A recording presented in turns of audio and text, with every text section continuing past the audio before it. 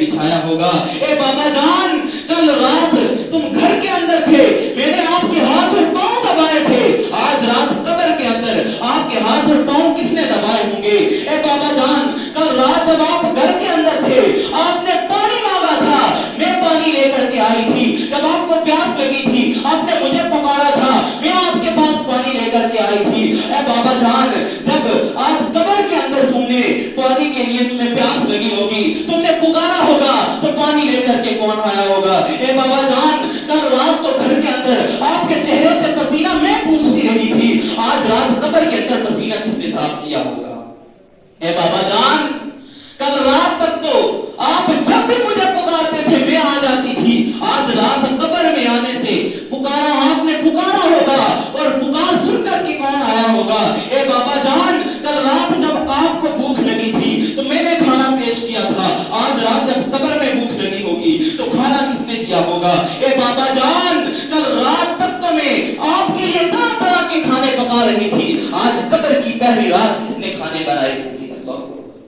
حضرت سیدنا حسن بصری رحمت اللہ تعالی علیہ، اس غم کی ماری اور دکھیاری چھوٹی بچی کی یہ دل بڑی آواز اور یہ باتیں سن کر کے رو پڑے اور قریب آ کر کے فرمایا ہے، بیٹی اس طرح نہیں بلکہ یوں کہو، اے بابا جان، دفن کرتے وقت آپ کا چہرہ قبلہ رخ کیا گیا تھا، آپ کا چہرہ اب بھی اسی حالت میں ہے یا دوسری طرف پھیر دیا گیا ہے؟ اے بابا جان، آپ کو صاف اور ستھرا کفن پہنا کر کے دفنایا گیا تھا، اب بھی وہ صاف اور ستھرا ہے یا اسے پھاڑ کر کیڑے میں قبضہ جما لیا ہے؟ اے بابا جان، آپ کو صحیح اور سلامت بدن کے ساتھ قبر کے اندر رکھا تھا کہ اب بھی آپ کا جسم سلامت ہے یا اسے کیڑوں نے کھا لیا ہے؟ اے بابا جان، علماء فرماتے ہیں کہ قبر کی پہلی رات بندے سے ایمان کے بارے میں سوال کیا جاتا ہے، آپ اس کا جواب دینے کے اندر کامیاب ہو گئے یا ناکام رہے؟ اے بابا جان، علماء فرماتے ہیں کہ بعض مردوں پر قبر کشادگی کرتی ہے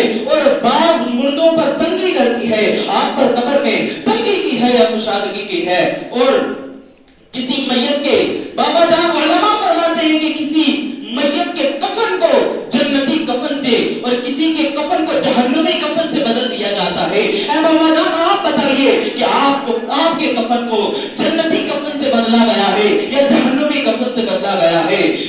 اے بابا جان، علماء فرماتے ہیں کہ قبر کسی کو اس طرح دباتی ہے کہ جس طرح ماں اپنے بچھڑے ہوئے لال کو فرد شفقت کے ساتھ سینے کے ساتھ لگاتی ہے، اور کسی کو اس غضبناک ہو کر اس طرح دباتی ہے کہ اس کی پسلیاں ٹوٹ پھوٹ کر ایک دوسرے کے اندر بے وصف ہو جاتی ہیں۔ تو قبر نے آپ کو ماں کی طرح نرمی سے دبایا ہے، یہ تک پسلیاں توڑ پھوڑ ڈالی ہے۔ اے بابا جان، آپ نیکیوں کی کمی پر، اے بابا جان، علماء فرماتے ہیں کہ مردے کو جب قبر میں اتارا جاتا ہے تو وہ دونوں صورتوں میں پچھتاتا ہے۔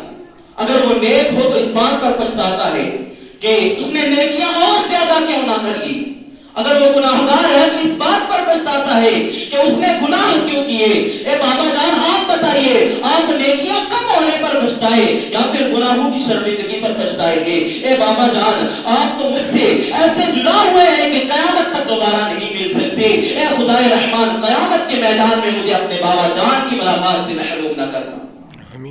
جب باتیں اس بچی نے سنی، وہ عرض گزار ہوئی، اے میرے سردار، آپ کی نصیحت آمیز کلمات نے مجھے خواب غفلت سے بیدار کر دیا۔ اے میرے سردار،